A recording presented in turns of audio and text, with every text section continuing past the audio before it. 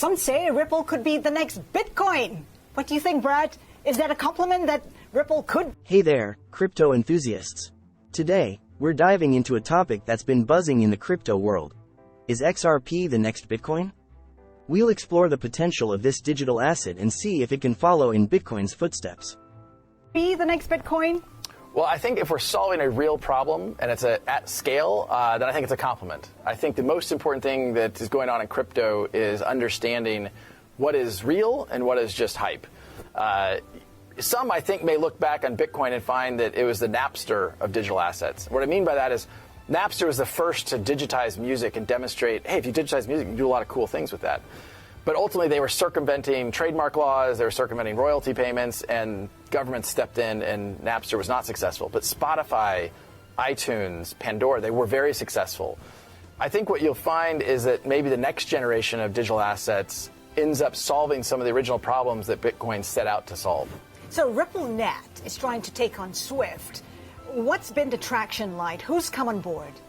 Well, it's interesting as you step back and look at this. If you and I decided we were going to send $10,000 to California today, the fastest way for us to do it would be to drive to the airport and fly it there.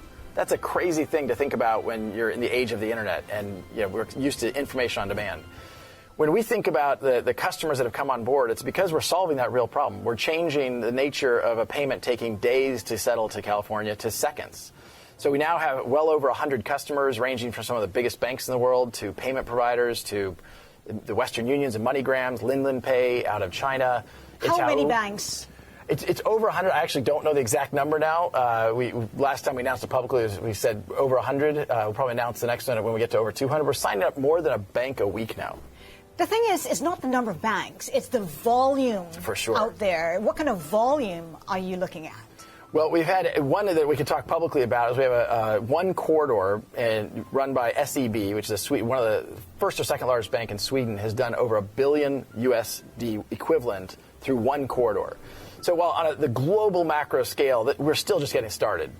I think we're on mile one of a marathon, but we've crossed that starting line. Like this is real activity in production systems where customers are really benefiting from that. We clearly have a long way to go, and the overall maturity of the digital asset market, I think, has a long way to go. But if we keep going back to let's focus on a real problem and solve a real problem for real customers, I'm really optimistic. You have several products. We talked about the system, RippleNet. You also have a digital token, which is the XRP. How's the XRP doing? Because we saw it surge 1,300%. Right. So XRP actually was the best performing digital asset in 2017. It was up, I think, something like 25,000%. The excitement around digital assets is because I think you're solving a real problem. And I think one of the things you saw happen, particularly last December, is there's understandably concern about regulation and what does that mean for digital assets. From the get-go, Ripple has worked with regulators, and we have worked with regulated institutions like banks where there isn't regulatory uncertainty. And so we have found that part of the reason why XRP has performed well is because people realize, hey, wait a minute, back to your question, is XRP the next Bitcoin? If we work with the system to solve this problem, and we can solve that problem at scale, a problem measured in the trillions of dollars, then there's a lot of opportunity to create value in XRP. But how can there be clarity on regulation when different countries are adopting different strategies when it comes to regulation? And the other thing as well is volatility. I mean, why use a cryptocurrency when it's so volatile right now? Yeah.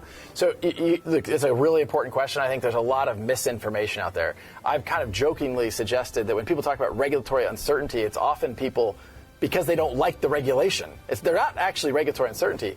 If you think about a XRP transaction from one regulated financial institution, a bank or a payment provider, they're doing what's called a KYC check, which references Know Your Customer.